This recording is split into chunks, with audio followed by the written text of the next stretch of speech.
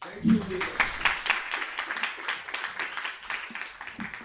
Thank you very much. I'm really delighted to be here at Massaryk University. I told Milos and other people during our previous conference that Massaryk is a very famous name in Israel. There are several cities that name streets after him, and there's one very prosperous kibbutz. Kibbutz is a small town which is called Massaryk, and this is all because of Massaryk legacy as a Democrat, and also as somebody who supported Zionism at very early stages of the movement. So it's really great for me to be able to talk with you today. I'm going to talk about a book that I written after serving for 5 years as director of an important research center called the Center for the Study of Rationality. And this center accommodates, very much like the audience here, which come from different departments, it accommodates people from different disciplines, starting with economics, through psychology, philosophy, law, computer science, biology. All these peoples are working in some way or another about rationality. And each one of them is looking at rationality from a different perspective, from a different angle, but they're interested basically in the same topic, and that's why they're working together at the Hebrew University. This place was established about 25 years ago, and I was directing this center for 5 years, and through the time that I was working there, I had an opportunity to talk with different people about the way they view rationality. And when I finished my role there as director, I decided to put this insight together in a book. Okay, I was already working on behavioral economics, emotions, and game theory, and of course I wanted to discuss some of my own work on rationality, but also reflect on other people's work from different disciplines. And it turned out to become basically a general reader's book. It's not it's not a book that is intended only for people in the profession who know the terminology and who knows the basic tools of research, but it's intended for people who are coming from different disciplines. Okay, intelligent enough to read a book about science, but not necessarily having a background in either game theory, behavioral economics, or rationality. Okay, so I wrote it in English, and then it was translated now to 9 languages: German, French, Chinese, Japanese, Korean, Hebrew, Turkish, and Taiwanese. I learned that this is a different language than Chinese. I was surprised.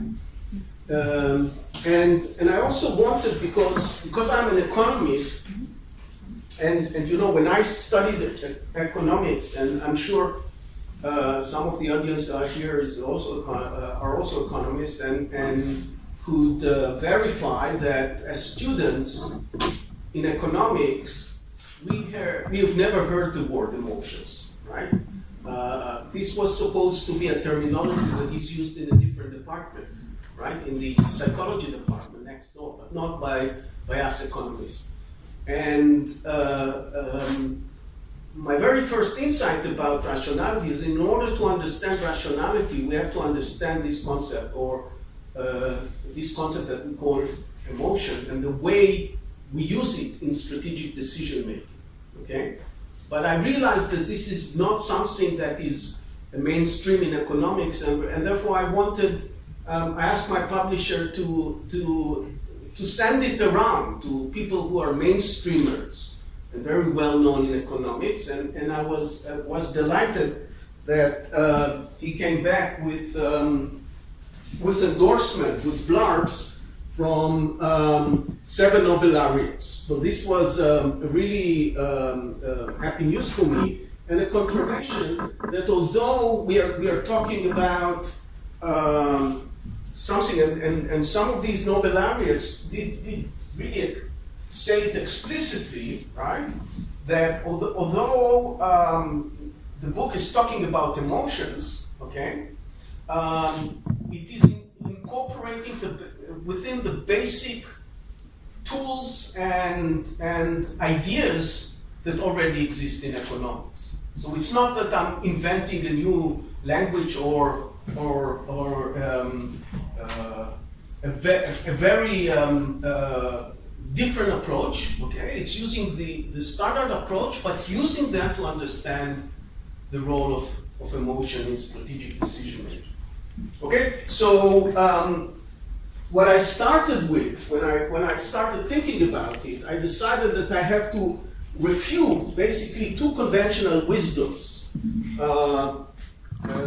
about the way we work with emotions, or emotion in general, or the way they interact with rationality. And many of us, and until several decades ago, some of the scientists thought so as well, but many of us still today are viewing things in the following way, okay? Namely that we have two boxes in the brain. One is called emotion, one which is responsible for emotion, and one which is responsible for analytic decision making. Let's call it rationality. And these two boxes are separate, okay? If they interact, they basically fight, okay? And eventually, one of them wins. And if it's the left side that wins, the red one is, then we're getting an emotional decision. And if it's the right side that wins, then we are getting an analytic decision, a rational decision, okay? This is very wrong description of how emotions and rationality interact. We don't have two boxes in the brain, and there is no one type of decision which involves alone either emotions or rationality. Everything is intermingles, okay?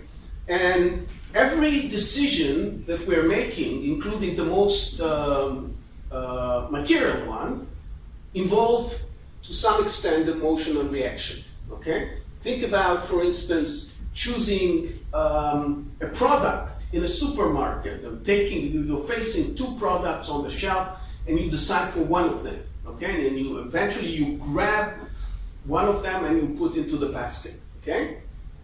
This final reaction, this final movement of your hand, by which you grab one of these products, is triggered by an emotional reaction. Okay? This emotional reaction is preceded by some analysis. Okay? You look at the product, you consider the price, you're thinking whether the price makes sense or not. You look at the content, the percentage of fat and carbons and whatever, and you ask yourself whether it's good for you, health-wise, right? All these are more analytic kind of activity, brain activity, right?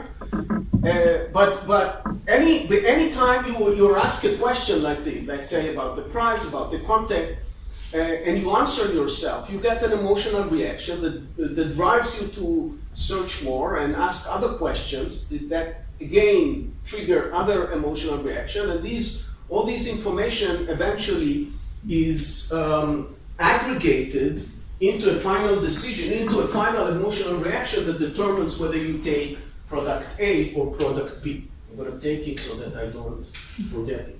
Okay?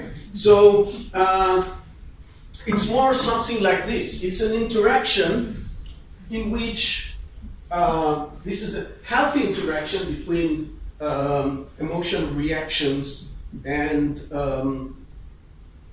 rational reasoning, right? There's also a very pathological, we know a pathological interaction between the two. We know that that people who suffer from depression, for instance, and are therefore ruminating, okay, have very similar cycles, but these cycles are not healthy, right? So you know that people who ruminate in a state of depression would have the same type of discussion. They would, but it would basically be negative, right? It would be, why did I do this stupid thing? And then a reaction, emotional reaction would come up. And then there would be questions of why do I feel this way about my deeds? And then you analyze more and more, deeper and deeper things that you shouldn't be thinking about, and you create more emotional reaction that trigger more questions that you look for answers to. So we get this vicious cycle of asking questions, analyzing them too deeply, way more deeply than we need, creating negative reaction and so forth, and so on. This is how our brain is constructed. This tight interaction can be positive, can assist us in making decisions. It can trigger us and can lock us into bad state of minds, such as ruminating and depression.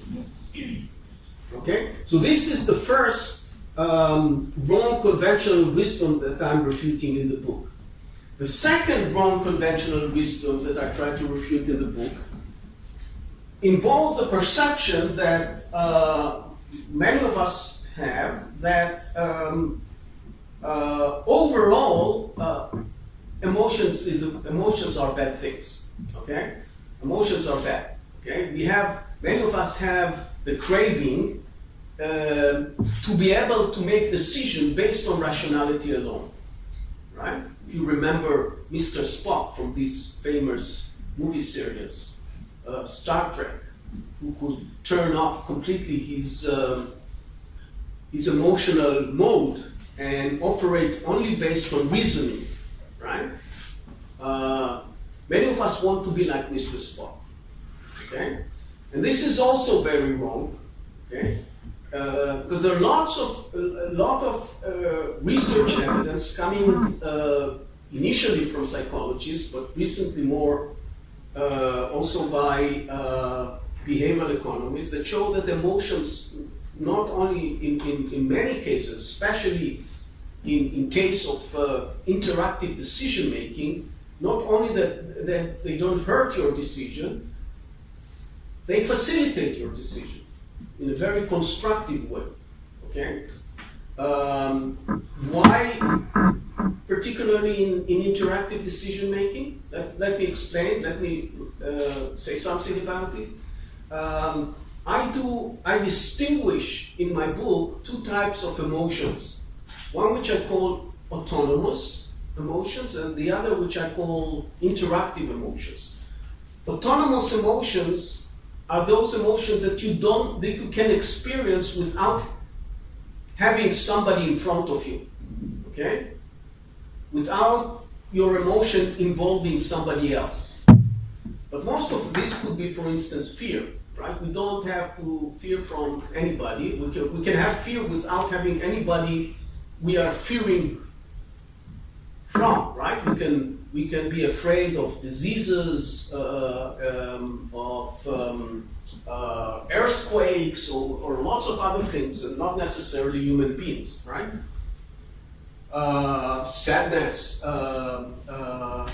is an autonomous emotion, but most of our emotions, and this is why they're meant for, and this is why they are, from an evolutionary perspective, are interactive emotions. And these interactive emotions, they make no sense unless there's somebody in front of you. Anger, for instance. In order to be angry, you need to be angry at somebody, okay? Empathy. Empathy is, you feel empathy towards somebody. Love, sympathy, admiration, admiring somebody, okay? Embarrassment. You are embarrassed in a certain, being in a certain group, okay? Facing a group or facing other individual, okay? Envy, jealousy, right? All these emotions would make no sense unless there is somebody else to whom it is reflecting. Okay? And the importance of these emotions, unlike autonomous emotion, is that these emotions don't only affect our decisions, but they also affect other people's decisions. That's why they are socially very important. I also refer to them as social emotions. Okay? Now let me give you an example of why they are instrumental, why they are important in interactions. And to demonstrate it, I'm going to discuss a negative emotion. A negative is something that most of us and most positive psychologists or New Age people advise us to be worried, to take care from, right? To try to avoid. And this is anger. Anger has a very bad name for all sorts of reasons. Some are correct, some are well established, but other no.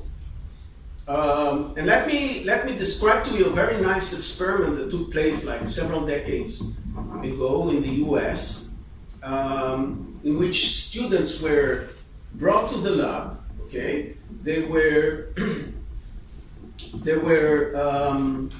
given some money. They were divided in pairs, and they were told to take a place somewhere in the lab and start negotiating in pairs to divide these monies. They were also given some sort of a story that in order to avoid some sort of a focal point division of 50-50 of the money, okay, to make these things these negotiations more interesting, okay. But before they were brought into the lab, okay, some of them were triggered to be more angry than others. Okay, a very common technique to get subjects in the lab to be angry, and many psychologists run experiments like this even today, in which they influence and manipulate emotions of individuals before they let them make decisions or play games or choose lotteries or whatever. A very common technique is to ask the person to write down on a piece of paper in a very detailed manner an experience that he or she had in the last 2 years that made them really, really angry, right? About whoever it is, your mom, your boyfriend, your schoolmate, your peer at work, no matter, okay? And you can look at these people, and I've experienced some experiment like this in the psychology lab of our university, and you look at them sitting in front of the desk and starting writing very calmly as if nothing is happening, but as they move on with the story, you see that they are very, very disturbed, right? I mean, they start moving with the body and they become sometimes red, and you see that it's working. And after these people were manipulated, they were again entered the lab, negotiated, and after 20 minutes they were supposed to move out of the lab and tell the experimenter how they divided the money. And what the experimenter found out is that those people who entered the lab with a higher level of anger, those people also left the lab with a higher level of money. Okay? So this is a startling example in which anger buys you something. But really, it's not that surprising if you think about it. Because what is it that made those people who were slightly more angry better off? Okay? In order to understand this very basic mechanism, we need to consider a very important concept in social sciences in general. It's used very, very often in models in economics, but these days also in models of political science, and it's called commitment. Okay? Commitment is the idea, and the person who introduced it into the literature is actually political science and economist Thomas Schelling, who got the Nobel Prize several years ago, a decade ago, I guess, more. And this concept suggests that very often in strategic situation, in interactive situation, if you tie your hands behind your back, if you reduce your option, you may be better off. By reducing your option, you can make yourself strategically stronger. And that sounds somewhat paradoxical, but how can you be better off by reducing your options, right? And the basic idea is that when you reduce your option and the other party knows that there are a few things that you want to, this could make you better off. A very nice example that I heard from a friend of mine who is a historian is about the Roman legions that would chase the German tribe across the Rhine River during the big battles between the Germans and the Romans. And what they often used to do is to burn the bridges behind them. Now, if you burn the bridge behind you, as a general, you reduce your options because you cannot then retreat. Okay?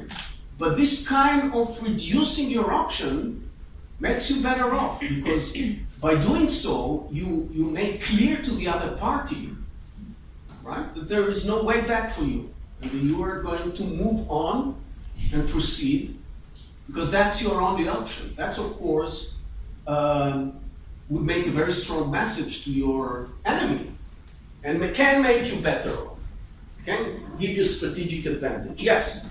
Wouldn't this make all sense from the position of Romans, because they were in power, they had more options to start with, so if Indeed. Not always tying your hands behind your back will make you better off. Sometimes it will make you worse off.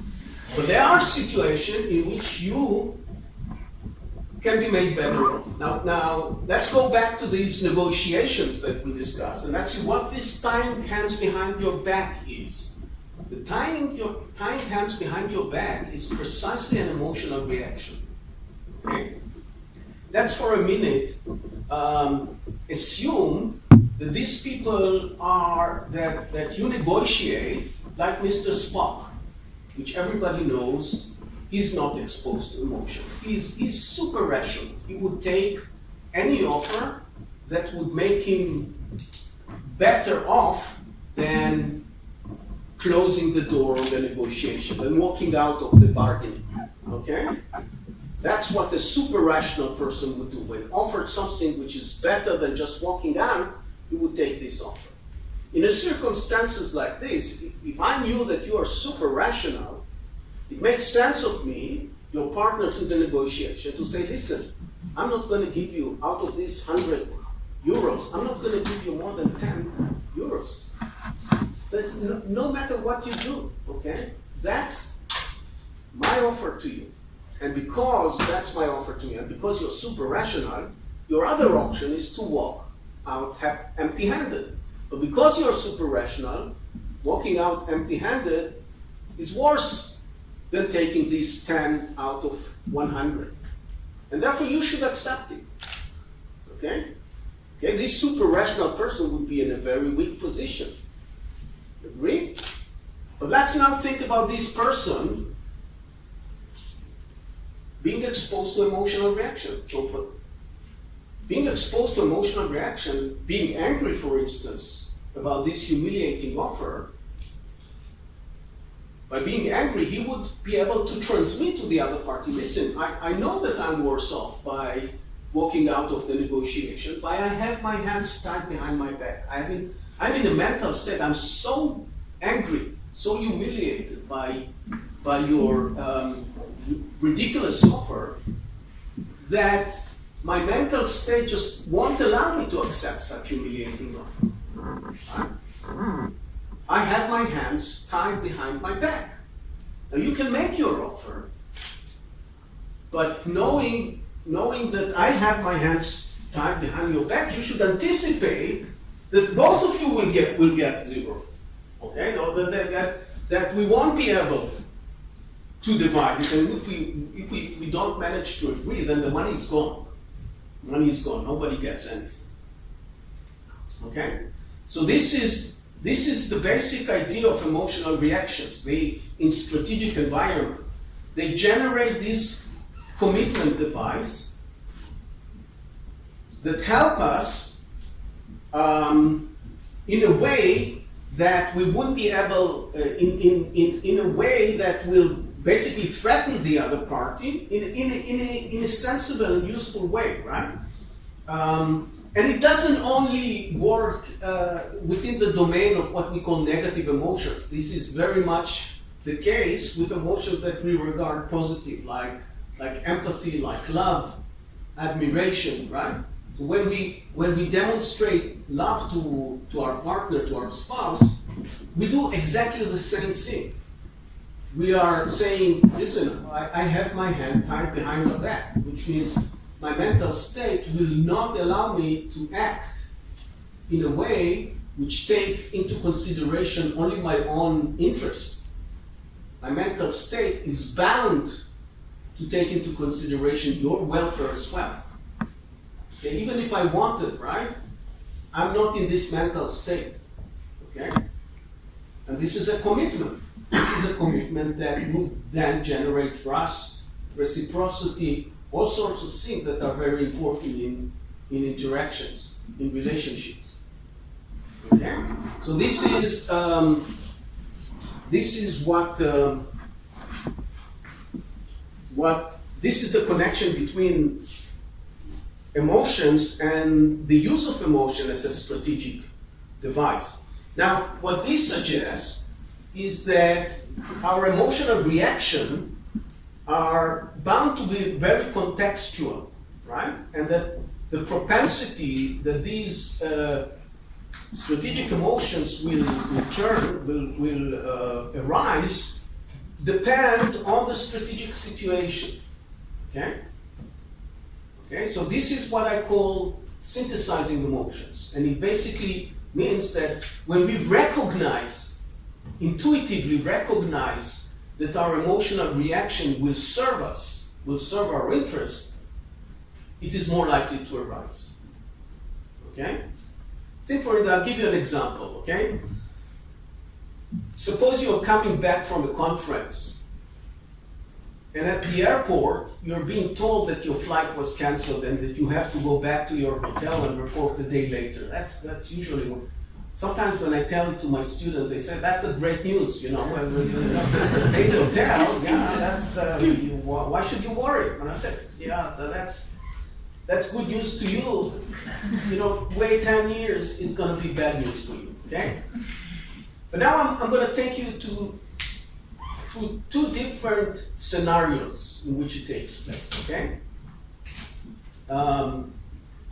In scenario A, you look around yourself, you see nobody is protesting. Everybody seems to be quite relaxed. People are collecting their baggages, and some of them are preparing to move out of the terminal. And you figure out that nothing would change here. Okay, it's a done deal. Okay.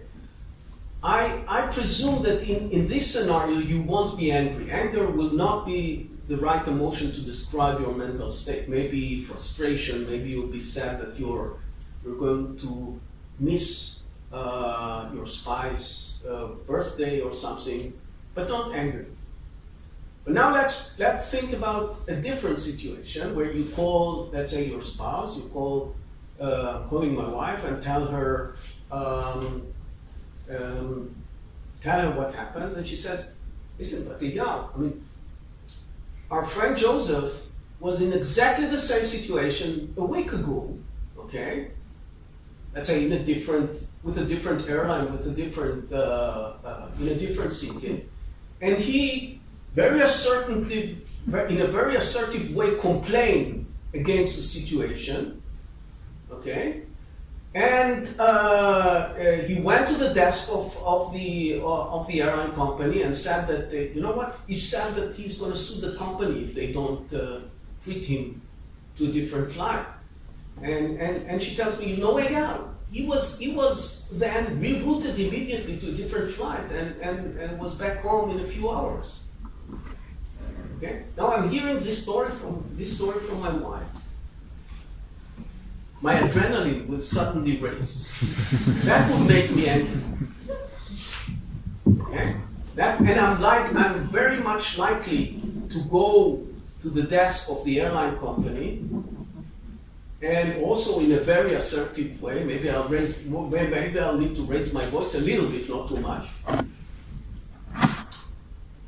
The difference between these two scenarios is that in scenario B, unlike scenario A, I encounter the possibility that my state of mind will change the situation. When my perception tells me there's no chance that anything will happen here, I spare this anger. But when I realize that my anger could be useful, okay, suddenly it arises. Okay? And we are very often, in an intuitive way, we're not doing it in a conscious way, we're doing it in a very spontaneous, intuitive way, but we generate emotion in a way that interacts with rationality. You're asking yourself to some extent, is it going to be too costly for me relative to what I'm going to gain out of it? And if that's the case, very often we're able to kill anger. But if we realize that there is a chance that it will help us, then we're going ahead with it.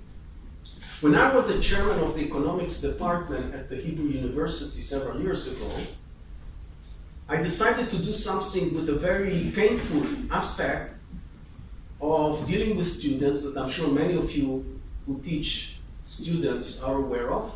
And this is the aggressive appeal of students against marking in exams. Okay? And the rules at the Hebrew University used to be very liberal. Okay? If you thought that your exam was marked incorrectly, then you can ask a special meeting with your professor, and you can sit in front of him and you can explain to him why you think you were dealt unfairly, and he has to respond and give answer to why he thinks you were dealt fairly, and so forth. And all these interactions created huge amount of anger and other emotions of unfairness, emotion that you were treated badly. Students would cry. In one case, we had to remove a student who fainted during these discussions, and we had to bring an ambulance to remove her from the university. Okay, and what my insight about it is that if we change the format of this interaction in a way that there will be no face-to-face interaction, but they have to appeal in writing, and they won't see the professor, maybe things would be better. And indeed, we experimented a few other regimes of dealing with appeals. And our overall insight was that the more rigorous you make the procedure, the more difficult you make it for students to appeal against their the grades, the more indirect is, the more happy they are at the end of the year when they are evaluating us, right? Paradoxically, right? And the reason is that you are removing the incentives to react emotionally, and by removing the incentives, it allows a great deal of avoiding these negative emotions. Okay? Let me tell you about an experiment that I did at the Hebrew University, which was published about 4 years ago in a journal called Social Neuroscience. It's a journal in neuroscience that I collaborated on with one of our psychologists who made himself famous about research that he did for several decades to study the measurement of emotions. And when I started working on strategic emotions, I realized that he's a very important person to try to do something in the lab on this. And what we did is use a machine called skin conductance. Okay? Skin conductance is a very simple machine that you attach to the skin of the subject. And what it does, it reads measurements, physiological measurements of the body that can give you information about both the type of emotion the person experiences and the level of the emotional arousal. Okay? This is done with this basically measuring the conductance of the body, which is the humidity of the body, how much the person is sweating, which is connected, of course, to the emotional reaction and heartbeats. And there is a battery of questionnaire that mention nothing about emotions. It just describes situation and asks the person how would he or she react in different situations. And based on these questionnaires and the physiological measurement, you can tell whether the person is experiencing fear or anger or happiness or whatever. Okay? And what is the level of the emotional reaction? And what we wanted to do is we wanted to see whether we can synthesize emotion in the lab, whether we can make people experience emotion by means of incentive. I mean, experience emotion genuinely in the sense that it will show with the skin conductance. Okay? What we did, we created 3 treatments. In treatment 1, we had the subject. In all these 3 treatments, we again divided our subject in pairs, and they played some sort of a game in which what one person does affect how much the other person is earning. All these experiments are always involve some money. Okay? So you can either be very grateful about your partner, or you can be pretty much pissed off about how he treats you. Okay? And what we told this subject is that we have a way, we connect them to skin conductance, and we have a way to measure how angry they are about the way they're treated by the other party. Okay? And in group A, we told them the more angry you are going to be, the more we are going to pay you, in addition to what you earn in the game. Okay? We don't want you to leave here frustrated. Okay? So we are going to compensate you for your anger that you experience. In group B, we told them we have a way to measure how happy you are with the way you're treated with your subject, by your subject. And the more happy you will be, the more we are going to reward you for being happy. We're going to measure it and reward you. And in group C, we just told them your payoff is only going to be dependent on what the other person and how you play the game, but we are not going to pay extra no matter what your emotional reaction is. Okay? And then we measured the emotional reactions, not only the volume, but also the type of emotion. And what we found out is that those people who were in the first treatment, namely those who were incentivized to become angry, they were significantly, substantially more angry than the 2 other groups. For the same behavior of their counterpart, they would react in a much higher level of anger. Okay? This is based on what the machine registered. Of course, we also asked them at the end of the experiment, after they were paid, what was the emotional reaction? What did you feel? And those people in the first group told us that they felt very angry. Okay? The people in the second group that were incentivized to feel happiness were slightly more happy than the two other groups, but not significant. Okay? And in the third group, the emotional reaction was minimal. Okay? Emotional reaction was minimal. So this is an insight about the fact that emotional reaction can be incentivized. Okay? That if you provided incentives, like in the negotiations that I described, there you also have incentive to be angry. If you are provided incentive, if you recognize that being angry is going to make you better off, you find the tools to become angry. Okay? Now, the mechanism by which you do it is different from person to person, but apparently it's not very difficult. If you for instance, ask professional actors on stage how they happen to start crying in a scene that requires them to cry. By request, right? They have to play this scene, and in this scene, the protagonist is supposed to cry, and you have to cry. How do you get yourself to cry? How do you imitate this crying when you are on stage? The answer they would give you is that they're not imitating, they're really crying. You can't generate tears by just squeezing your eyes or doing something.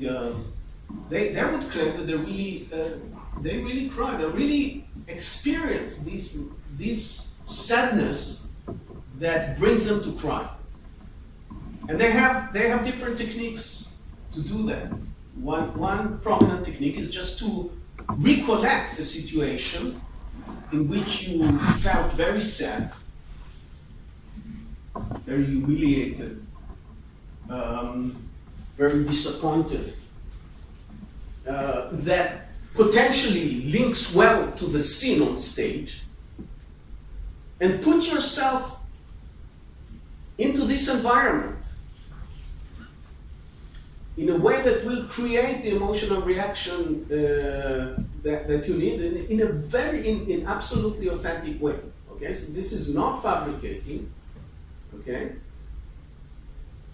this is experiencing. Okay, I'm going to talk very soon about what if we can fabricate emotional reaction. Can we do it perfectly? And what would happen if we do? Okay. Emotions that interact with rationality generate most of the brain activity in this part of the brain which is called prefrontal cortex. This is the most recent development of the human brain, and it's basically at the level which we as human beings are the only species that have this part of the brain so developed. And today we can do research, and some economists, some of them also in the economic schools here, are do research on economic decision making using fMRI, and you can verify that the processing of I would call delicate emotions, not fight and flight, not the very basic emotions of fear and aggression that many animals have, but the more delicate one, like embarrassment or frustrations. These are emotions that are harder to describe, and they involve much more intensive interaction between rationality and emotions. And these type of emotions are generated in this part of the brain. The way we test it is by, first of all, asking ourselves, what sort of dilemmas will generate the most intensive interaction between rationality and emotion? Anybody cares answering this question? What sort of dilemmas, what sort of questions that I'm going to ask you would trigger the most, a high level of interaction between rationality and emotions? Yes? About children or family? About social interaction, children, family, yeah, true. But also moral dilemmas, right? Because moral dilemmas, if you are asked about a certain moral dilemma, first of all, there is, in moral questions, there's always a potential victim, right? And so you have to use empathy to sort of assess the suffering of a different person. But there is a lot of reasoning that takes place when you are considering moral dilemmas, because many of the analytic thinking that involve decisions about morality involve comparison, one situation to another. Yeah, very often we say this is immoral, because think about a different situation which is very similar to that. Clearly it's immoral there, therefore it's immoral here.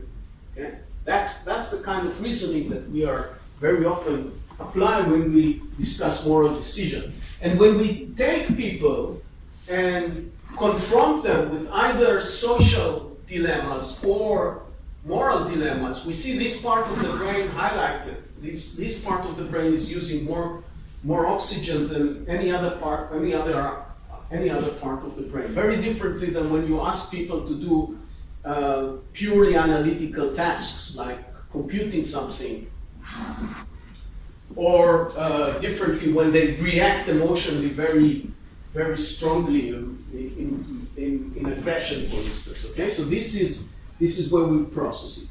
Okay. Let me give you another example of rational emotion. Okay, or what I call strategic emotion, and this is embarrassment. Okay, think about embarrassment. This is really a startling example, because many people, when they're embarrassed, they turn red, right? But when we are embarrassed, the only thing we want to happen is that the floor will open itself and swallow us. We want to disappear from the scene, right?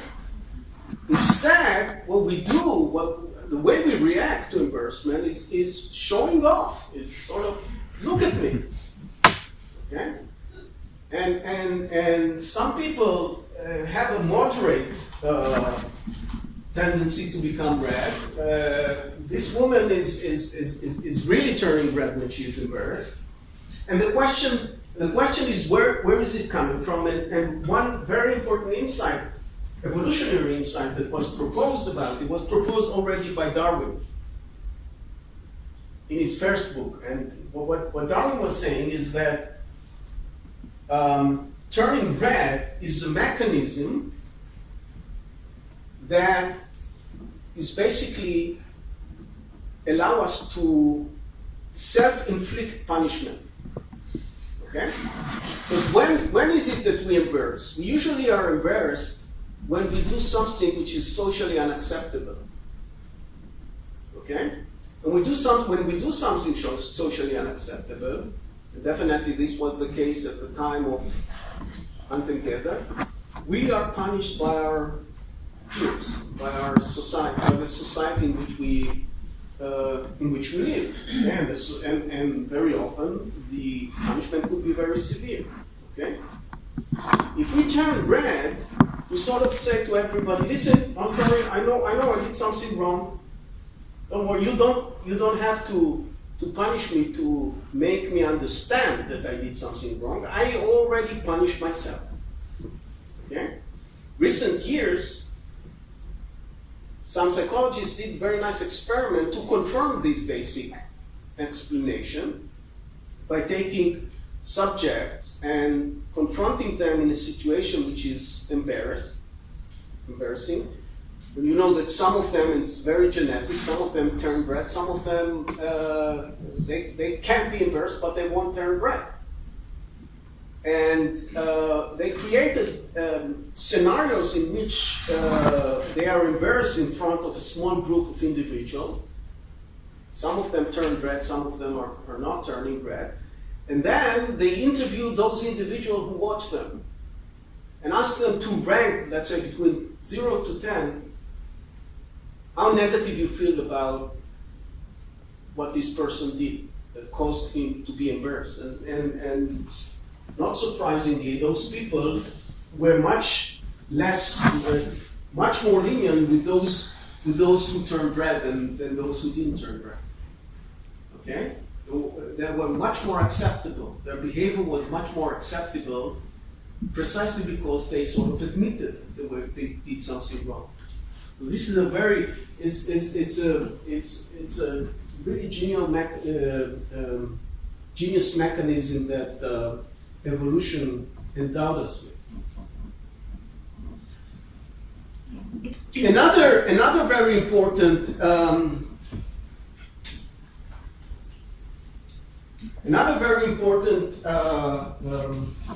social emotion is the one that deals with envy and jealousy. Okay? Envy and jealousy is a mechanism that motivate us to do better, and motivate us to stand for our rights, and motivate us to make sure that we are not being exploited. Okay? People who can feel no jealous, no grievance at all about the way they're treated by others are more likely to be exploited. Okay?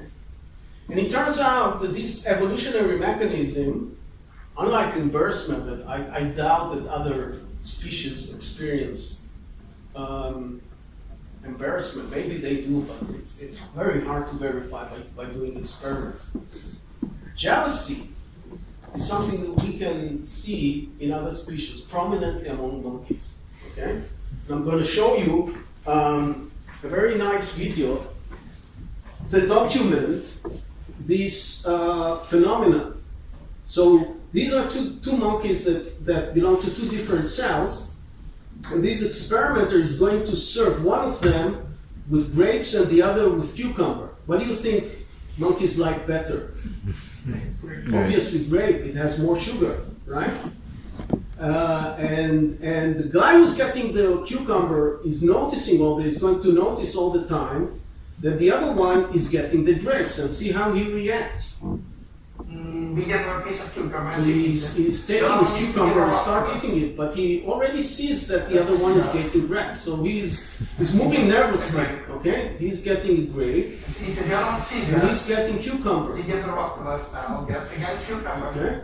He's getting another cucumber, but he doesn't like it. He gives it back. And he protests. You see, he knocks on the table. Okay, so this is... So we talked about anger, and I want it's a good time to mention that part of my research on this topic is not only experimental, it's also theoretical, and I had an opportunity to talk with the people at the conference earlier this week to present some of my papers on this topic, and the basic ideas that I put forward in formal modeling using game theory, using game theoretic tools, is the idea is trying to ask precisely this type of question. Instead of assuming emotions or assuming biases, which is done primarily exogenously by most of the literature in behavioral economics, okay?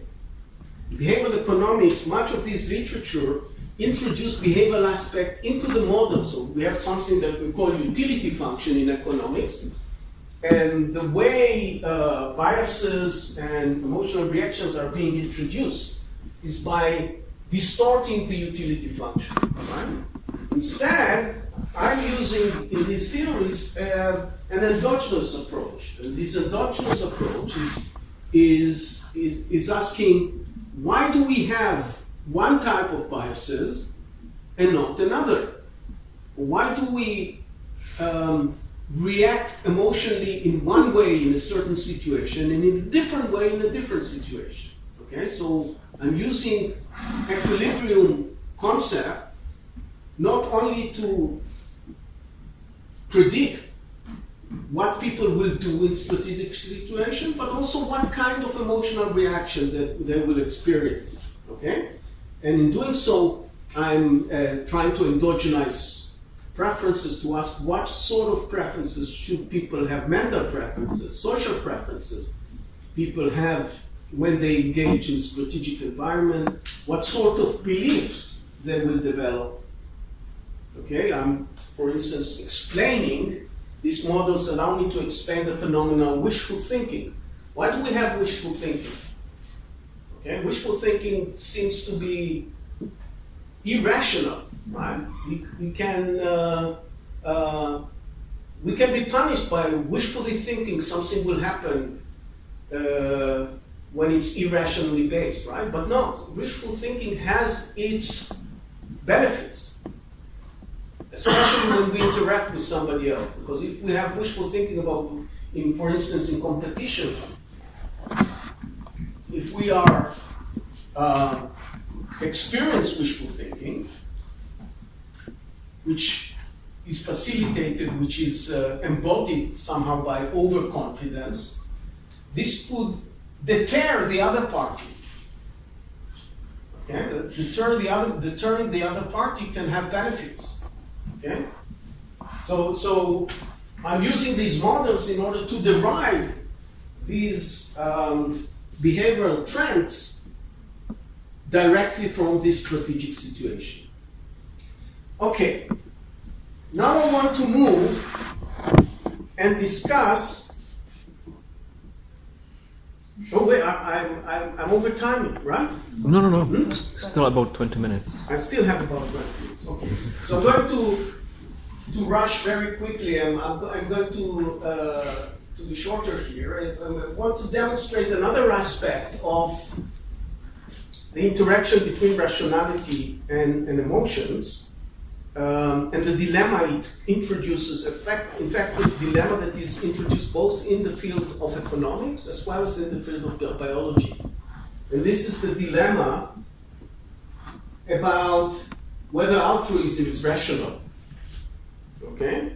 Altruism is something that causes problem both for us economists and biologists, because biologists that believe in evolutionary models would ask themselves, why should you be altruistic? Why should you give resources from yourself to somebody else? Well, evolution is about fitness, and fitness is determined by resources, right? And if we transfer resources from ourselves to somebody else, we increase the fitness of the other party and reduces our own fitness, okay? Economists had a problem with it because it's really sort of contradict the idea that the more the better, okay? And to answer this question, I got some very, very nice stories from my biology friends at the Hebrew University, and they introduced me to this very peculiar cockatoo that fly in big flocks. And when they fly in these flocks, very spontaneously, one of the birds take the role of a guard. Okay? And what he does, he flies, always a male, he flies above the flock, which requires more energy. And why does he take the role of a guard? Because they are susceptible to be hunted by big birds like eagle. Okay? So he flies above the flock, and when he sees danger approaching, he shouts very loudly. The flock disappears. He waits until everybody gone away, and then he leaves the scene. If somebody is being eaten, it's more likely to be him. Okay, why does he do it? He spends more energy and he risks himself. Okay? There's another story about these very interesting birds that you see a lot in Israel. You see them along the Syrian African Reef in very desert area where food and and water are scarce. Okay? And these birds have another very startling phenomenon. When the male has to leave the nest in order to seek for food, he goes out, brings food, but he won't put all the food that he collects in his mouth to his own nest. He would go and put some of it in other nests. Okay? Amos Zehavi is Israeli bird scientist that investigated it, called it the kibbutz of the birds, right? It's a collective, it's a collective society, right? Sharing, okay? Why do they share? There's no way of maintaining a list. I gave you that much, you give me that much, and that we have to be equal. There's nothing, accounting takes place, no accounting takes place here, okay? But biologists have a very startling explanation for this, and one of these explanations was introduced by Amos Zehavi himself, in 1930s. He was talking about the handicap principle. He was proposing it, I think 72 or something like that. A year or two before, Michael Spence introduced exactly the same idea in economics. And Michael Spence got the Nobel Prize for this idea. But the idea itself was already there by biologists, by Amos Zehavi. And I'll explain the idea, and I'll demonstrate why is it such an important concept also in economics. What Amos Zehavi said, he started by explaining the huge tail of the peacock.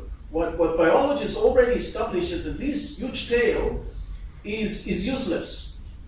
It's only a burden. It reduces the ability of the peacock to collect food, to escape from predators, to mate with females. Only bad things come out of it. Okay? And then Amos Zehavi was asking, so why does it have it? Why didn't evolution got rid of it? And his explanation was very interesting. He said, this handicap trait is exactly the advantage. Because what are these peacock are interested about between us? They're interested in females, nothing else. Well, sometimes eating, but female is the main issue for them. And what this peacock with this huge tail is able to demonstrate is that in spite of this burden, in spite of this handicap trait, in spite of having such a huge tail, he still performed pretty well. Okay, you can demonstrate, look at this peacock, this peacock over there with the tiny tail, it doesn't do anything that I cannot do. Okay? That must mean that I have some other traits to compensate for this deficiency, for this handicap. Okay? So it's basically showing off that I'm capable, that I can afford such a thing. Okay?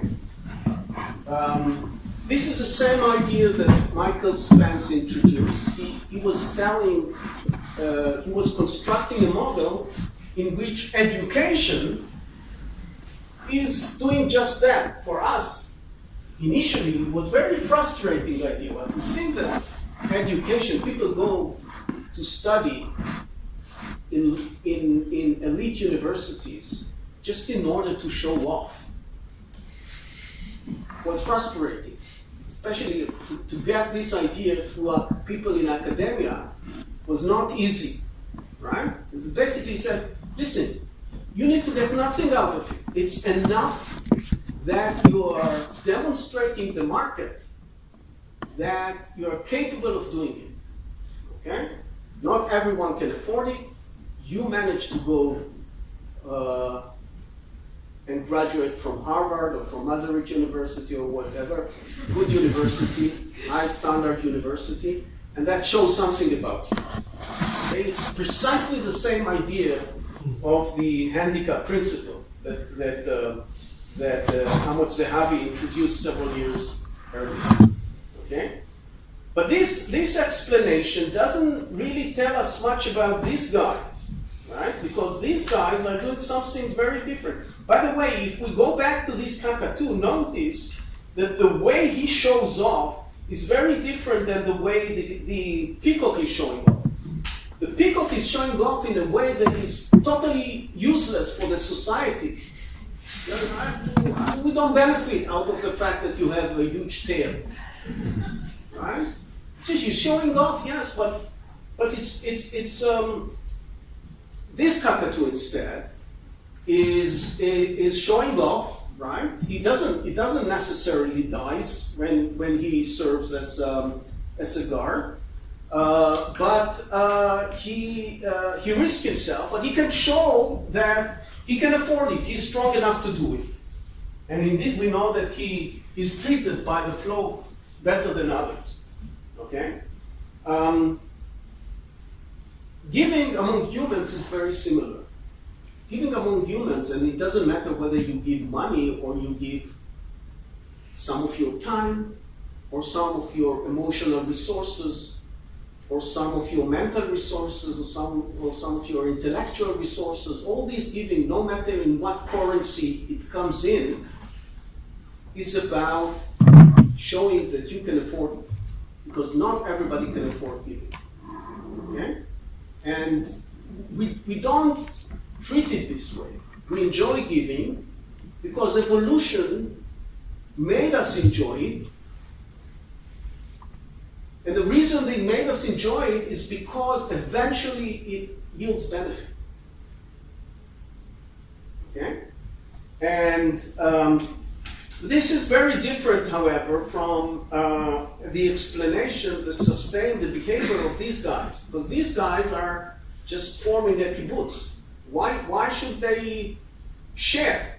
And the explanation for that, which also was given by Amos Zehavi, was that basically the idea here is that of kin selection. Kin selection is about the fact when you think about the evolutionary idea, then it clearly tells you that helping your kids and giving from your own resources to your kids is something rational, is something that promotes fitness, right? Because what the survival is not of the individual, it's the survival of the gene, and your kids will move your genetic profile to the next generation. But once you recognize this idea, it's already self-explanatory why you should, in some cases, also help not your direct children, but also, let's say, your cousin, your nephew, your second nephew, your second cousin, okay? People who don't, these are individuals that have different genetic profile than yours. They are much more remote than your kids in terms of the genetic profile. But this is like an insurance policy, especially in this type of environment where it's very likely that that some of the birds will not survive. Okay, if you put the resources not only to your kids but to your broader family relatives, that you increase the probability that your genetic profile will move on to the next generation. Okay, I now want to take 10 minutes to discuss something else. This is inclusive fitness. What it actually tells us is that giving is more likely to occur in societies which are ethnically homogeneous or more uniform in terms of genetic profile. And this is something which is also established prominently by economists. There is a nice paper by James Adriani that looks at donation in communities in the US and defines out that the more homogeneous and ethnically homogeneous the community is, the higher the amount of donation that people are making. Okay, a 10 percentage point increase in ethnic diversity reduces donation by 14%.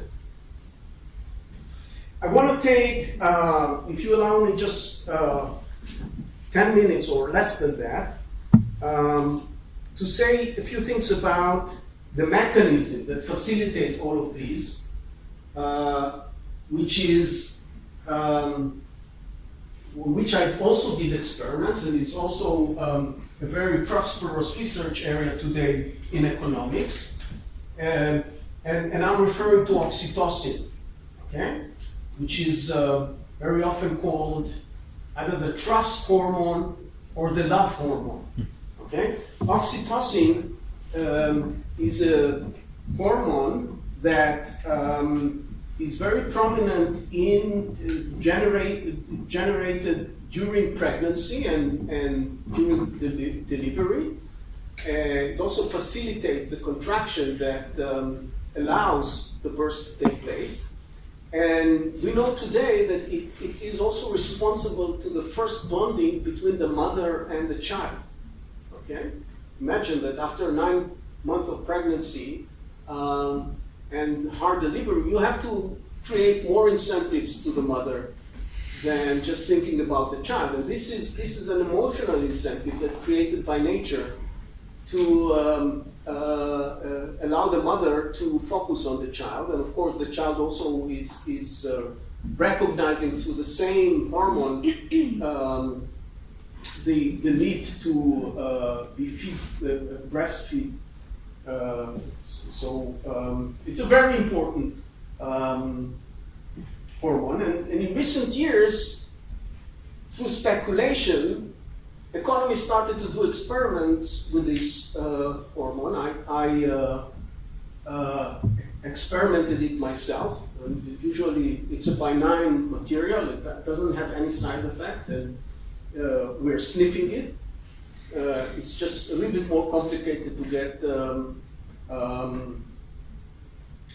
the permission, to get ethics committee to approve it, but we've run it several times. You feel nothing. But apparently, you behave differently when you are endowed with it. And what was found is that it triggers trust. Okay? How do we test it? There is a very famous game that is called the trust game. It involves two individuals, player 1 and player 2. Player 1 is given, let's say, 100 euros, and he can either keep it all or transfer some of it to player 2. Whatever he transfer will be tripled. So if he gives 20 to player 2 will get 60. The other 40 will come from the experimenter. If he gives the entire 100, the other person will get 300. Okay? And then the other person, player 2, can compensate player 1 as much as he wants. Okay? If player 1 fully trusts player 2, how much he should give him? The entire 100. Then player 2 will have 300. If he's fair, he'll give half of it to player 1. Player 1 would make a profit of 50, right? He started with 100, now he has 150. If he has zero trust of the other player, he should give nothing. Okay? So in these experiments, what people did was they administrated the oxytocin by randomly giving the true medicine to some of them and the placebo to others. And the placebo smells and looks and tastes exactly the same, it just doesn't have the active material. And what they found out is that those people who got the real medicine, the oxytocin, transferred much more than those who got the placebo. So they just trusted the other person more. Okay? Oxytocin is also related to two other pathologies, mental pathologies. One is autism. We know is a very severe mental state that involves difficulty to communicate with other people. And people who suffer from autism have a substantially lower level of oxytocin. People who have Williams syndrome, which is much more complicated, it's also physiological, complicated disease which involve abnormal physiological phenomenon. It's a stomach, but one of the things that is that characterize behavior of people who suffer from Williams syndrome is an extreme trust in other people, okay, including foreigners. Okay, they have no way to distinguish, basically, in the way they interact between foreigners and their own parents. The parents for these kids are claiming that it's the most, when they have several kids, they claim that the joy, the satisfaction that they encounter in the relationship with these miserable kids is enormous, is huge, because they manage to connect very closely to the parents, much more than normal kids.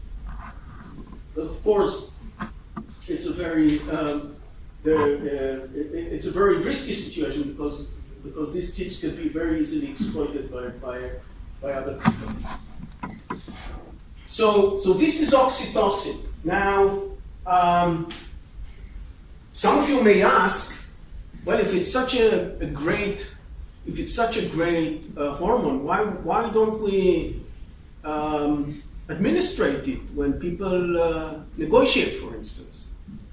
You know, or some of you know, maybe we should spread it in the British Parliament and finally decide what they want to do, right? Okay, so people have thought about it already. And this is something you can buy online. It's called Liquid Trust. And it suggests to you next time you are signing the contract with your landlord, don't forget to bring it with you. Or alternatively, if you're going on a date, that's something you should not forget. I would not recommend it for two reasons. First of all, if it does have any effect, it will have an effect on you before it will affect the other person. You should worry about it. Secondly, is because it's sold over the counter and nobody cares, not the FDA and not any police in any country. Apparently, it doesn't contain anything. Right? So but there is another way to generate it. Okay, and this is through hugs. We know that when we're hugging, we increase the level of oxytocin in a very natural way. Okay. And apparently, if you look at the TV, I'm sure it's the case. I notice it prominently when I look at the Israeli parliament. I try to look at the Czech parliament as well, and you notice that people there hug themselves more often than we do on various occasions. And the reason they do it is that because they learned it. Nobody told them that hugging increases oxytocin and therefore increases trust. They're learning by experience, okay? And this suggests that it's very effective, okay? But notice Trump, he's very smart. He's not really hugging him, he's just pretending to hug him, okay? He knows that if he hugs him, that could affect him in a very personal way. Now, one aspect in rational emotion that connects to this, and I investigated with some colleagues of mine, and I want to discuss with you something. It's a paper that appeared like 2 years ago in Psychological Science, is detecting emotions. I briefly discussed it earlier and said, you know, if emotions cannot be detected or easily fabricated, then they have no role whatsoever. If we can perfectly fabricate anger, nobody will believe us. And all the examples that I gave you will unravel, will collapse, right? So what's very important about rational emotions or about strategic emotion is that on one hand, we cannot perfectly fabricate it. We have to genuinely be endowed with. This is the idea of commitment. It's not, we cannot commit without really giving something from ourselves, okay? Without paying for what we commit, okay? This is one aspect. And secondly, it cannot be the case that we cannot identify whether an emotional reaction is genuine or fabricated. Okay? Because if we cannot, if we are not able to do that, the people would there will be no role for emotional reaction. Okay? So what we did is an experiment that was trying to assess how people good at identifying genuinely what other people feel, or put it differently, what people intend to do based on the emotional reaction that they transmit. Okay? And for this we used several episodes from a very popular game, a very popular reality show that was running both in the UK and the US. In the UK it's called Split or Steal. It's a scene that starts, it's a game that starts with trivia question that two individuals work together in solving, and then after they collected a lot of money, in this case it will take me just 2 minutes to show it, they play the following game, which is basically a prisoner's dilemma. Each of them has to decide whether he chooses split or steal. If both choose split, they divide the amount 50-50. If one chooses split and the other one chooses steal, the one who chose steal gets it all and the other gets nothing. If they both choose steal, both get nothing. Okay? And I'm going to show you an episode from this and then say one word about the result that we got there. We got people basically watching it and making predictions. This is serious. Ignore the subtitles. Money. Your jackpot today is 100,000. You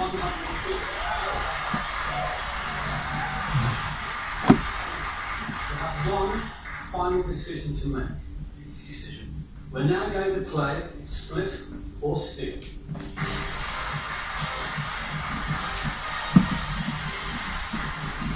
I know you're the last two people in the country I have to explain this to, but you have two final golden balls. You each have a golden ball with the word split written inside. You each have a golden ball with the word steal written inside. You will make a conscious choice of choosing the split or the steal ball.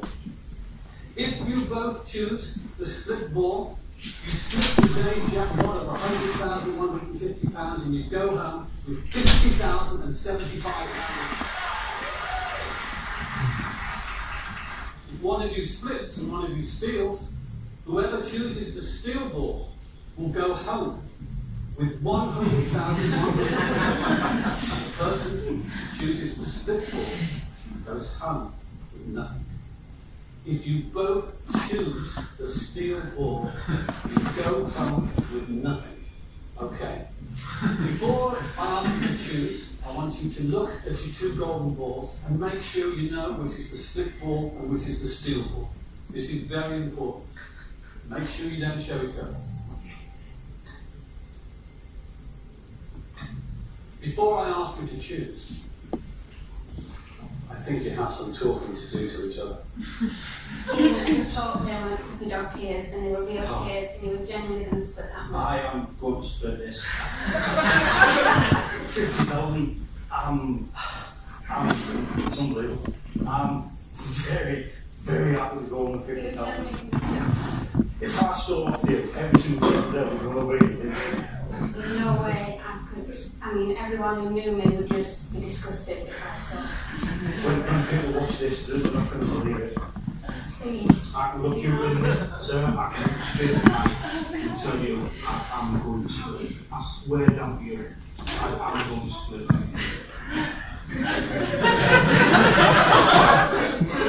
Listen. I get a signal we have to evacuate the room because I'm out of time. So I'm going to show you how it ends, but I'm going to ask for your prediction first. Let's start with her. How many things she's going to choose split? You can't abstain. It's either split or still. Okay? So this is split.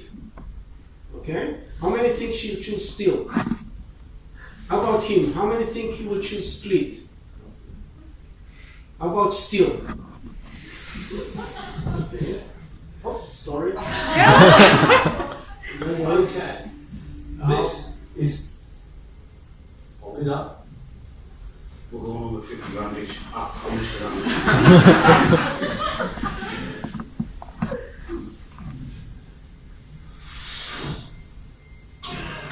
Split or still?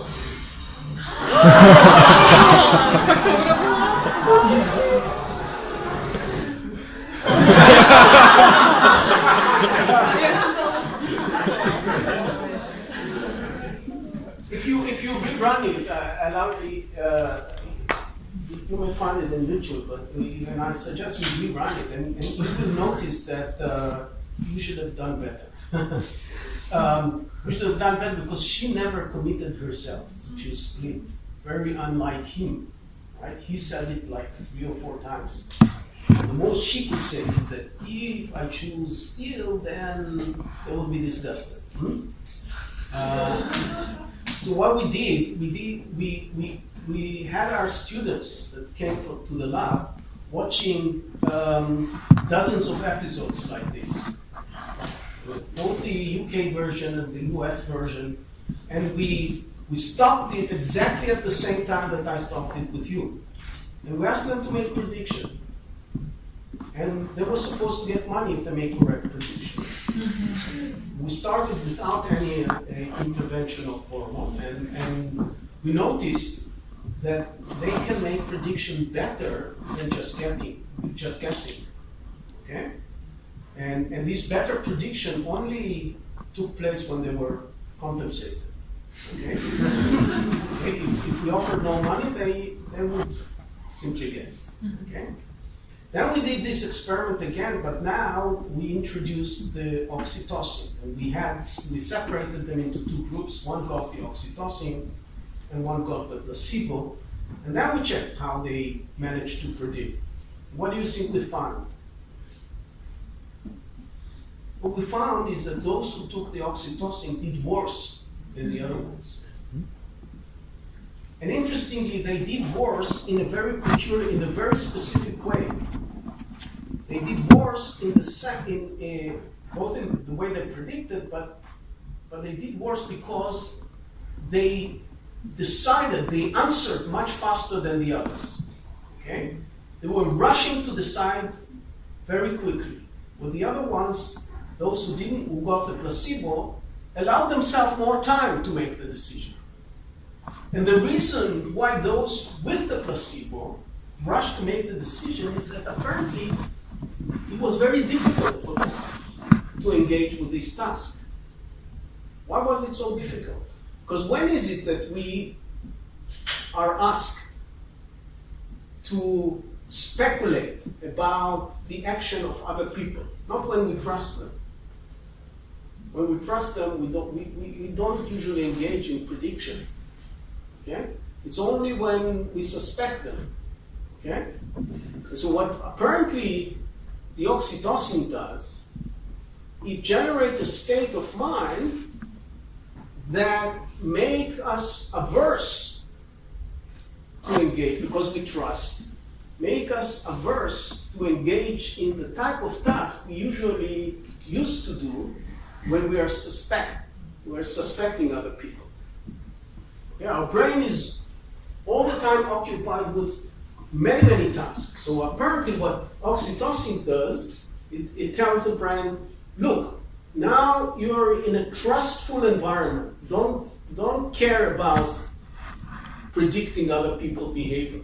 You're in a trustful environment. Use your resources for other tasks, right?